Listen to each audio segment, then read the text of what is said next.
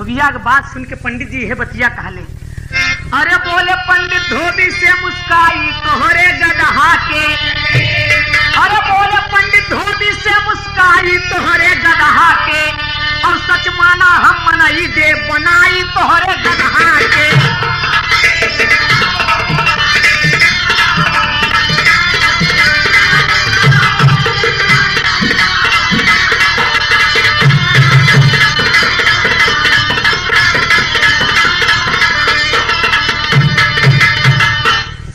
बरेठा अगर तुहार इच्छा बा इतना चिरौरी करता अहो कहा था कि हमरे को लड़किया नहीं बा, हमारी बुढ़ौती के सहारा यह मोती बन गई है, तो हम तोहरे गदहा के मनई बनाए दे, जरूर बनाओ। और सुन पंडित के बोली धोबी, सुन पंडित के बोली धोबी, लगा बनावे खीस हो, कहा बतावा मोती के मोरे कितना लागी फीस हो। ए महाराज अगर तू बनावे बरे हमारे मोती के मनई तैयार रहा तो एक बात यह बता दे कि कितना फीस लागी, और तनिको चिंता जी किया फीस में कमी न होई, जितना दूसरे गदहा फीस लेत हो गया उससे ज्यादा हम फीस दे।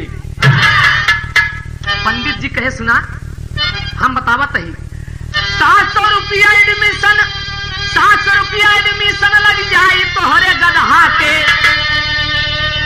700 रुपया केवल एडमिशन फीस, नाम के लिखाई 700 रुपया एडमिशन में लग जाए तोहरे गदहा के, और 500 रुपया माह में दे पढ़ाई तोहरे गदहा के।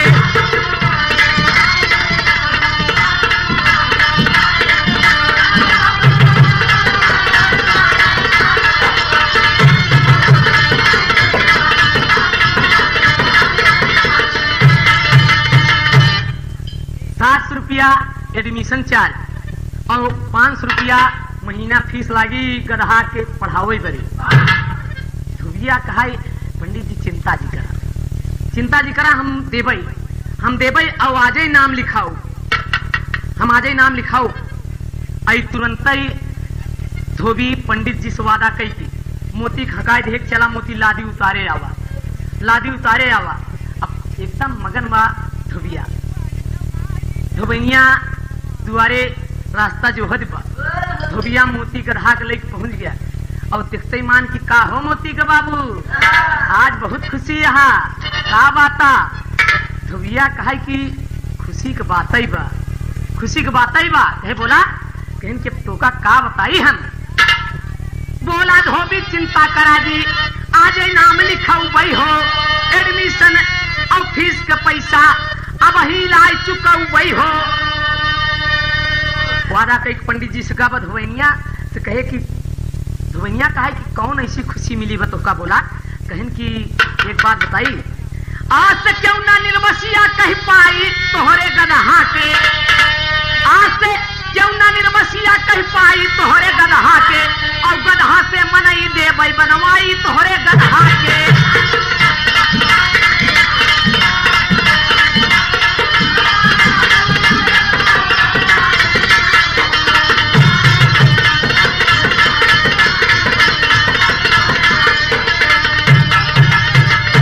मोती कमाई मोहल्ला कौनो मेहरारू आज से तोका बाझिन न कहीं है, हमका क्यों निर्वसिया कहे। कहनु कैसे कहन कि आजे तो भगवान छप्पर फाड़ के देहन, आज उन्हीं डगरा से रोज आवत जात रहे, कौ दिन ना मिले। आज पंडित जी भेटाई गए डगरिया में एक गदहा के मनई बनवे वाला स्कूल बाटे, बस फर्क इतना ही बा कि तनी 1200 रुपया निकाला। 1200 रुपया कहन की 700 रुपया नाव लिखाई, 500 रुपया एक महीना के फीस एडवांस। वही कहा कि मोती के बाबू इनमें जी चुका 1200 ना कहा हम 12,000 दे, लेकिन मोती के मनई अगर बनवाई लेते हैं तो का बात रहा। आल्हा में प्रमाण मिला, धोबिया लाइक 1200 रुपया अब मोती का हकाई पहुंच गया पंडित जी के सामने। 1200 रुपया हाथे बधाई दी कि महाराज हमार मोती कहन चिंता जी करा तोहार मोती मनई बन गई। अब 1200 रुपया ले ले गदहा के बनवाई दे नीमी तरे कि धोबी तुझा चिंता जी करा अगले महीना फिर फीस लेके चला आया। ये तो ये महीना के एडवांस फीस आते रुपया रही आई गए कि कोनो बात नहीं, बस रुपया कितना लागे कम से कम बसिया का नाम छूट जाइए और चला जा। शहर धोबिया घर आया, पंडित जी 4 बजे की छुट्टी बेला था। 2 लड़कियां सहे देख बे, ए लड़के गधा हका ले चल हमारे दुआरे, हम साइकिल चलता ही तो ना गधा हका के लिए आओ हमारे घरे। अब पंडित जी के परसोई में एक धोबी रहा है। पंडित जी रोज देखे कि अपने कांधे पर लाद के लादी ले जाते। पहुंच गए पहले साइकिल से, धोबी को बुलाए के बैठा, कहे का बात है पंडित जी? कहने यार जब देखा तो कांधन पर लादी लाद के जात है। कहे कि का बताई गरीब मनई कहाँ इतना पैसा पाई? कहने कहा कि गधा खरीद लेते हैं ना, बोले हम गरीब इतना पैसा कहाँ मिले गधा खरीदी? कहने यार आज हम एक ठी लहान तहान से गधा पाएंगे और तोहरे बड़े खरीद लिए, ज्यादा नहीं केवल 200 रुपया लागी। भैया कहा कि पंडित जी केवल 200? कहन हाँ, कहन कि हम बहने ले आवत नहीं। भैया घरे पहुंचा, 200 रुपया लेके पहुंचा, पंडित जी थमाई दे और तब तक लड़कियां हकाए गधा पहुंच गई। पंडित जी दिखाई दे गधा एकदम आलीशान बा, ले जा अपन काम चलावा, आज से तो का कांधे पर लादे के न पड़ी।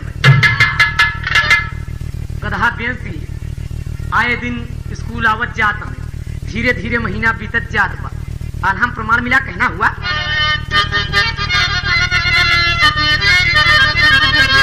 अरे धीरे धीरे बीता जब पूरा 1 महीना वाये भैया,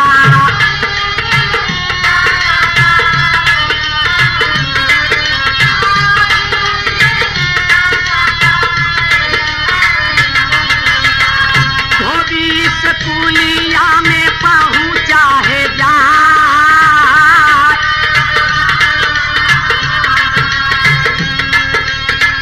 500 रुपया फीस पंडित के थमाई दिहले।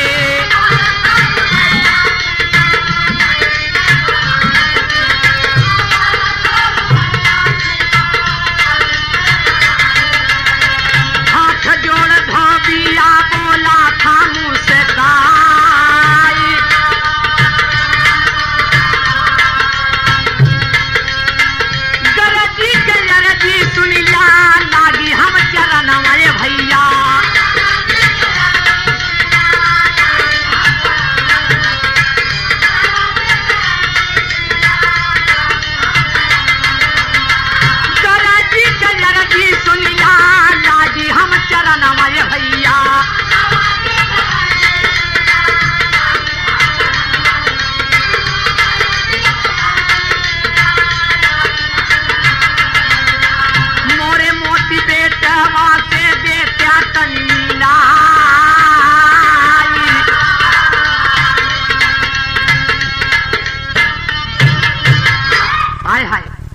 महीना बीता, धोबिया 500 रुपया फीस लेके पहुंच गया स्कूल में।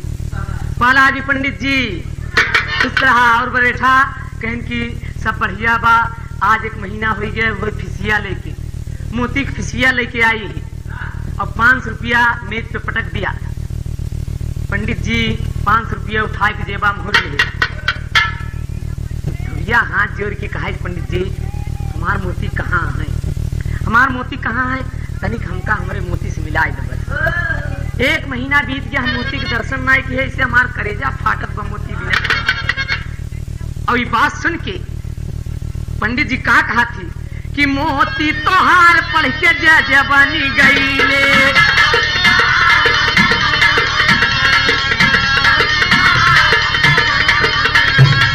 लखनऊ सहरिया में पहुंचे हैं जाई हो, लखनऊ सहरिया।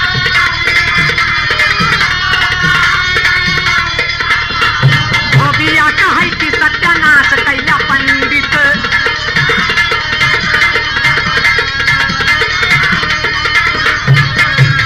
धोबिया कहे कि सत्यानाश कैला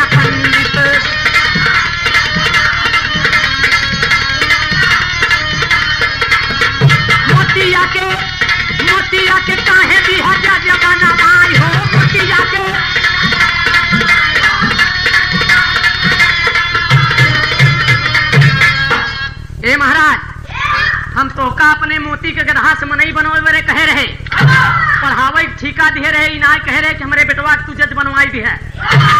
भला बतावल है किशन गांव के जजमानी हमार के संभारी? मोतिया के नौकरी करे कौन जरूरत रही? एक कई महीना में पंडित जी कहन की बरेठा ही तोहार सौभाग्य आते कि पढ़ाई में इतना तेज रहा कि 10 दिन में वो पूरा स्कूल पढ़ जाए, 15 दिन में वो जज के नौकरी पाएगी, 25 दिन में ही 5 दिन का ड्यूटी करत हो गया।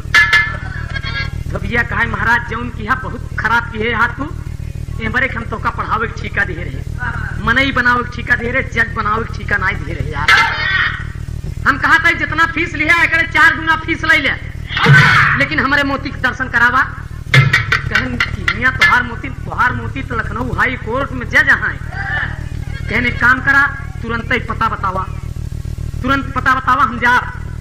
कहन लखनऊ चला जा हाई कोर्ट में, केहू से पूछ लिया मोतीलाल जज के नाम बताई गई। धोबिया कहा कि मान ला हम मोतीलाल पूछ ले, लेकिन हम जब से मोती हमार गदहा से मनई बने ने को दाएं देखे ना ही उनकर पहचान कुछ कहन देखा। वैसे तो हम ढेर गदहा पढ़ाई को हुआ मनई बनाई भेजे, लेकिन जब पता लगा पुछबिया पता लाग जाए मोतीलाल जज के अदालत, मोतीलाल जज के अदालत जब पता लाग जाए पहुंच जाता करिया कोट पहिर के। मोती पूरा गदहा से मनई बन गया है, लेकिन अब निशानी एक बाकी बा। खड़ी में मास्टर एक पति और चढ़ा ले बेटवा। हाँ या अरे हंस के बोले पंडित ज्ञानिया, हंस के बोले पंडित ज्ञानिया, बड़े ठमाना मोरे बचनिया, पगहा लटकत बानी सनिया, बताए पंडित जी।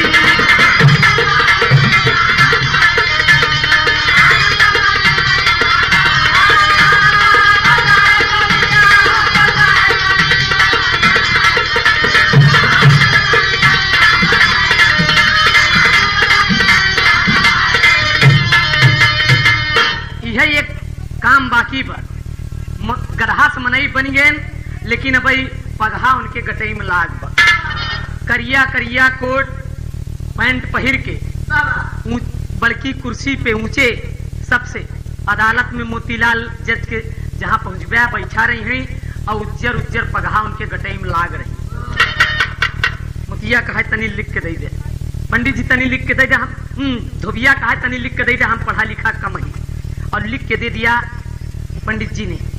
और तुरंत रही आई गए मन में पछतात बा कि मेरे पप्पा रे से बढ़िया हम एका सारे के गदहा मनई बनवाई चुतिया बन गई। एका नौकरी करे जरूर तय कार है। मिले न मोती गंवार धोबी सोचे अपने मनवा, अरे किया पे लगी पंडित जी से अपने आए भवनवा, हंस के बोली धोबैनिया, बताए पंडित जी।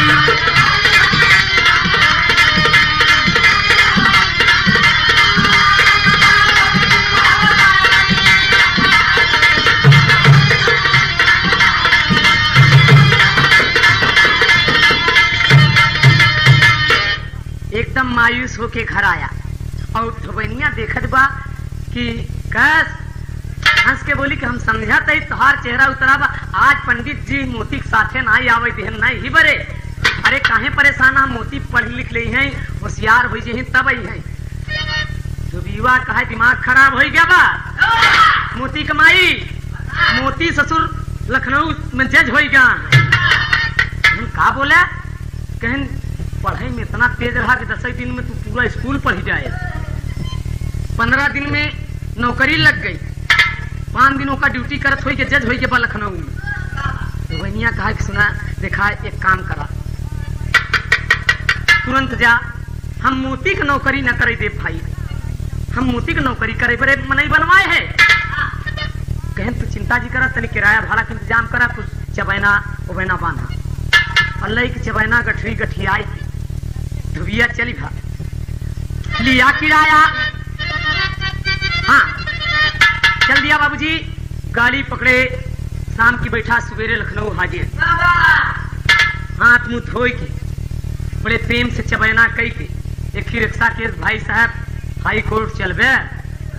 रिक्शा हुआ कहा कि दादा मुकदमा अर्झब का धोबिया कहा यार हमारो मुकदमा अर्झे, हमार बेटवा खुदे जजबा।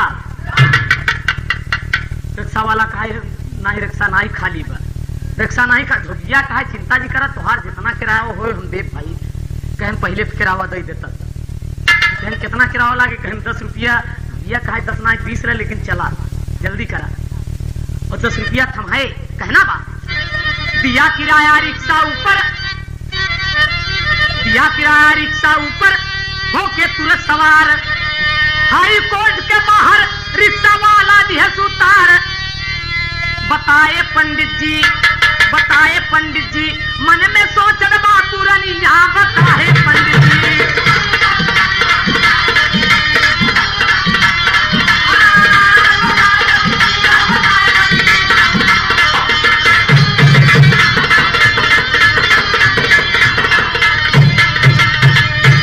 एकदम कचहरी के समय बाद टाई लगाए, करिए कोट पहरे, पैंट लिए फाइल, तमाम वकील चला जाता है। भैया देखे कि देखा इस सब हमारे पंडित जी के बनवा मनाई है, इस सब सारे गधाई रहे, इस सब गधाई रहे। हमारे पंडित जी इनका मनई बनाए पढ़ाई किया भेजे हैं।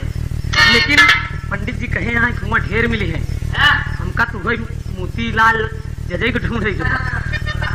एक ही बुजुर्ग वकील को बुलाए कि भाई साहब सुना क्या बात है दद्दा। कहें कि मोतीलाल जज का अदालत कहूँ ना। इत्तेफाक के बाद देखा पंडित जी तो अलूल जलूल बोल के भेज दिए हैं, लेकिन हकीकत में मोतीलाल नाम के जज लखनऊ में मौजूद। इशारा कहते हैं कि सामने वाली अदालत मोतीलाल जज गया। लिहे ठरी गठरी पहुंच गया, लिहे ठरी गठरी पहुंच गया कि भैया मोतीलाल जज की है अदालत, इनमें मोतीलाल के हैं।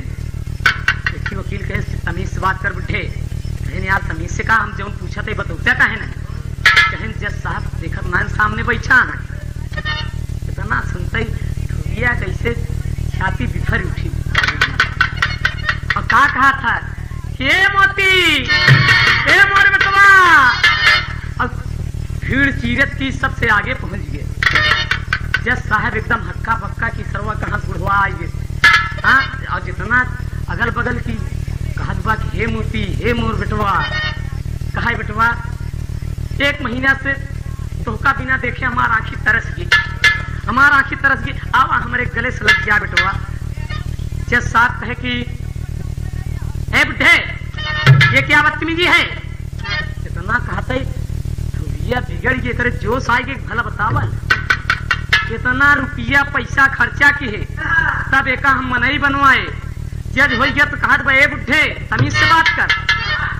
इतना सुनता ही गंवार धोबी गवा जोश में आई।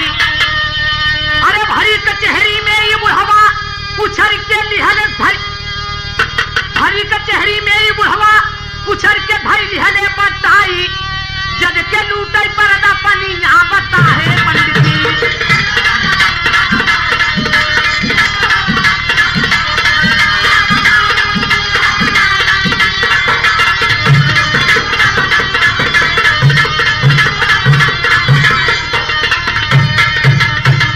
एकदम सबके उछल के टाई पकड़ लिया और मोतीलाल जज के हिंस लिया तो मोतीलाल कुर्सी देहन छोड़। जितना अगल बगल वकील मुक्किल जुटा सब परेशान करे। मेरे बप्पा रे बुढ़वा सार कहाँ से आई है। हंगामा मच गया पूरी कचहरी में। 4 सिपाही पहुंच के छुड़ावत है, लेकिन इन प्रभात की ना छोड़ रहा हमका, बहुत रुपया बर्बाद करे। आज ही हमका पहचाने इनकार करत बा, हमका बदतमीज बनमत बा। और जब बेहर ले आए सिपाही कचहरी के बाहर, कचहरी के बाहर ले आए, धोबिया के ऊपर लगी मार पड़े। और जज साहब इनका हालत खराब है तो चेंबर में चला गए, चेंबर में चला गए। धोबिया एकदम लगी मार पड़े। सिपाही ले लाते, ले घूसा, ले डंडा। कहन यह तो गधावन के भाई नहीं गई बदुलतिया, यही हमारे मुखिया सीखे बा पगहा भाई लगा गतई में। कहा छोड़ भाई साहब उड़ान मास्टर। परिमार धोबी के ऊपर बुद्धि भैली फेल। और मिली सजा भेजा गई जेल हो। पखार धोबी घाटे कपड़ा बैठ के जेल में धोबिया झरझर आंसू गारई पखारई धोबी घाटे कपड़ा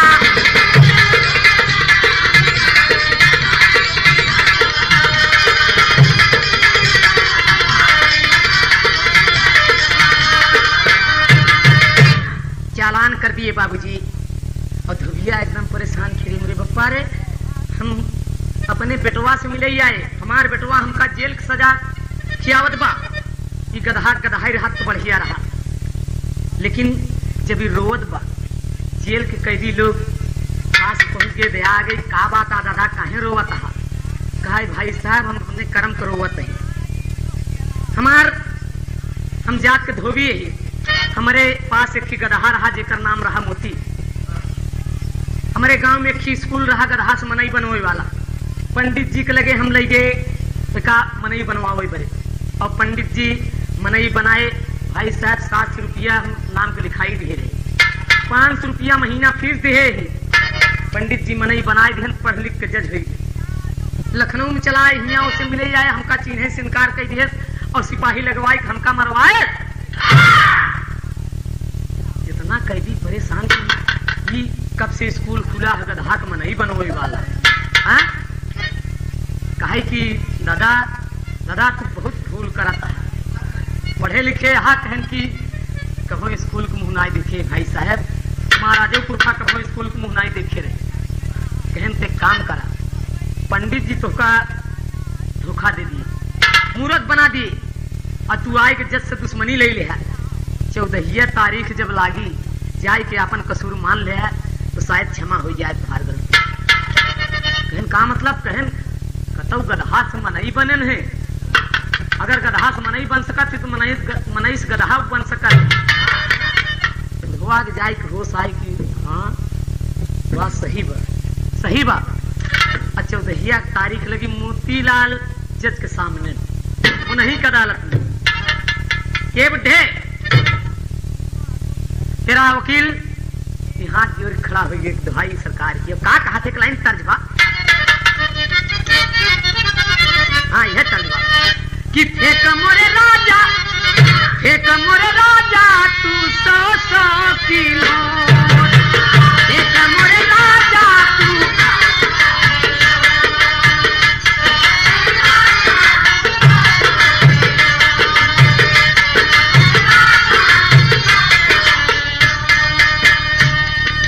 तर्जबा। लेकिन धोबी का कहा था जोड़ खड़ा हो गया दुहाई सरकार की कि हमारा माफ कर जा, हमारा माफ कर जा है साहेब कसूर, हमारा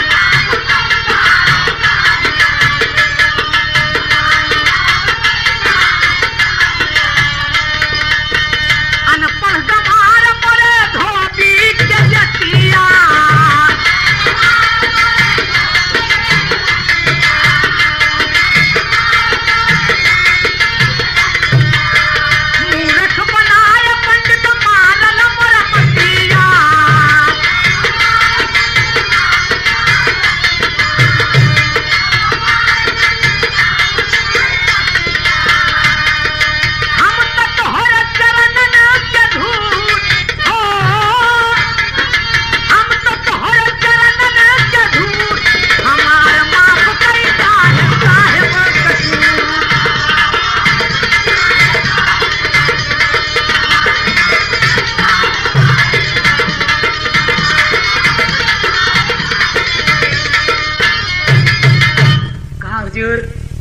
गलती क्षमा हुई, हम अनपढ़ कुमार धोबी जात के देखी पंडित जी लड़कियां स्कूल पढ़ावत रहे, कहा हम लड़कियों के मारत रहे, कहन कि मार के तुहन गदहा से मनई बनाए, और तुहन अभी तक तुहन का लंठई नहीं गई, बस हमारे पास एक मोती नाम का गदहा रहा, हम फीस जमा करके नाम के लिखाई पैसा दे के मनई बनवाई बड़े दे दिए स्कूल में, और 1 महीना बाद हमका कहन कि तुहार मोती पढ़ लिख के जज हो गया, लखनऊ भेज दिए सरकार, हम अपन गलती स्वीकार करते ही हमारी गलती की क्षमा हुई।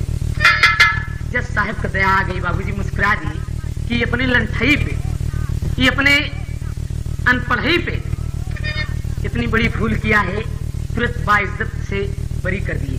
अब पंडित जी तो धोबिया जौनी दिन लखनऊ आए वही दिन तबादला कराए कि गांव छोड़ दे हैं। अंतिम प्रमाण बा और कहना बा सत्या के माध्यम से देशवासियों के लिए एक चेतावनी है बाबूजी इसी बात को लेकर। अरे जन जन में नई चेतना, जन जन में नई चेतना है भैया जगाए जा, और रहे नाया नारी के हुए सब के पढ़ाए जा, रहे नाया नारी।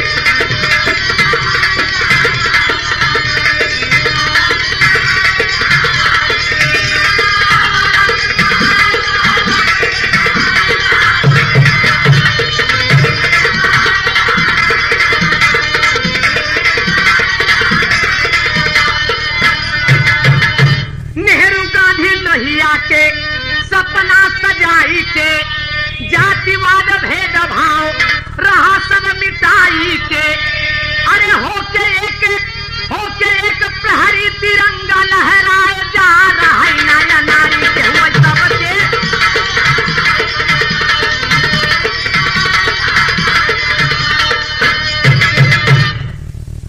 बाल वृद्ध सबही के शिक्षा बा जरूरी, ज्ञान ज्योतिया से अंधकार कैद दूरी, हफीज चंचल गाय के संदेशा पहुंचाए जा, रहा नाया नारी।